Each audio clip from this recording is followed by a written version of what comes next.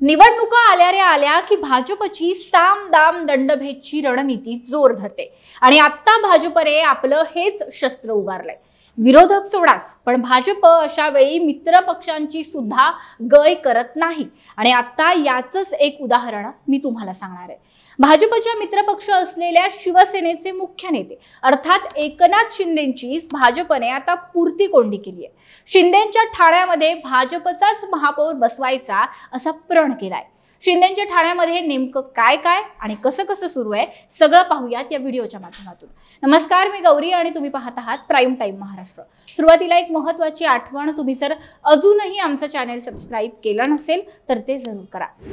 स्थानिक स्वराज्य संस्थांच्या तोंडावर महायुतीमध्ये सध्या कमालीची फूट पाहायला मिळते आणि शिंदेंचा बालेकिल्ला मानल्या जाणाऱ्या ठाण्यात तर याचे परिणाम सुद्धा दिसत आहेत।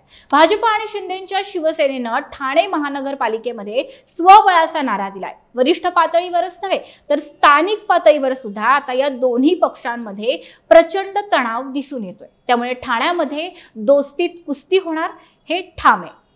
काल आनंद आश्रम इथं नरेश मस्केंच्या उपस्थितीमध्ये झालेल्या शिवसेनेच्या बैठकीमध्ये शिवसेनेच्या नगरसेवक आणि पदाधिकाऱ्यांनी स्वबळावर ठाणे महानगरपालिका लढवायची अशा पद्धतीची मागणी केली आहे। शिवाय या बैठकीमध्ये भाजपबाबत, भाजपच्या पदाधिकाऱ्यांबाबत आणि तिथल्या स्थानिक नेतृत्वाबाबत अधिकाऱ्यांकडून म्हणजे शिवसेनेच्या पदाधिकाऱ्यांकडून नाराजीचा सूर उमटलाय।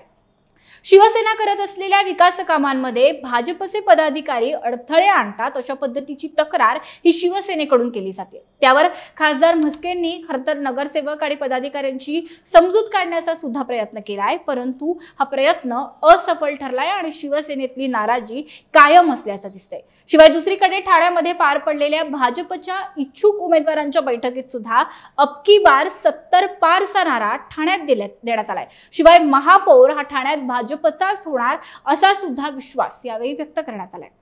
झालं असं की ठाण्यात भाजपच्या 18 मंडळातून 416 इच्छुकांनी कार्यशाळेमध्ये सहभाग घेतला होता।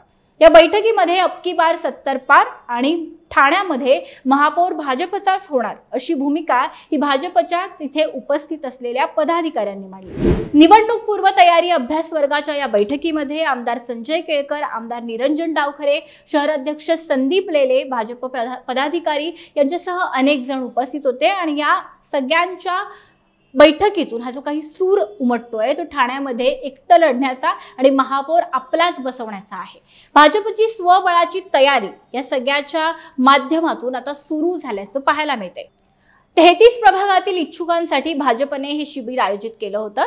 या 33 प्रभागातील उमेदवारांची चाचपणी सध्या पक्षाकडून सुरू आहे आणि त्याचसोबत काही दिवसांपूर्वी भाजपचाच महापौर हवा असं वक्तव्य हे आमदार संजय केळकरांनी सुद्धा केलं होतं आणि या बैठकीत पुन्हा एकदा याचा पुनरुच्चार झालाय।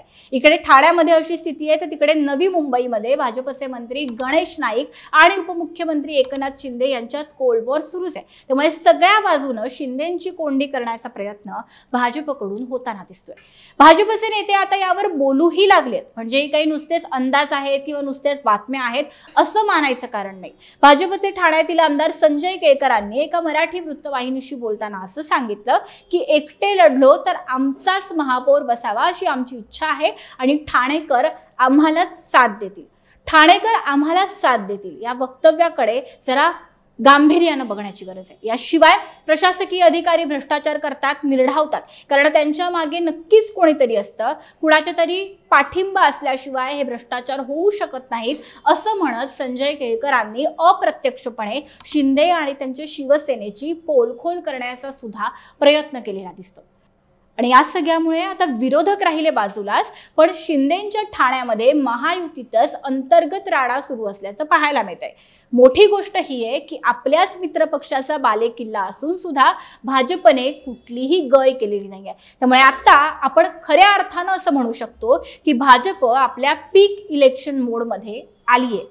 शिंदेंच्या विरोधामध्ये भाजपने राबवायला सुरू केलेल्या या रणनीतीबद्दल, या खेळाबद्दल तुम्हाला काय वाटतं आम्हाला नक्की सांगा। व्हिडिओ महत्त्वाचा वाटला तर लाईक करायला विसरू नका। धन्यवाद।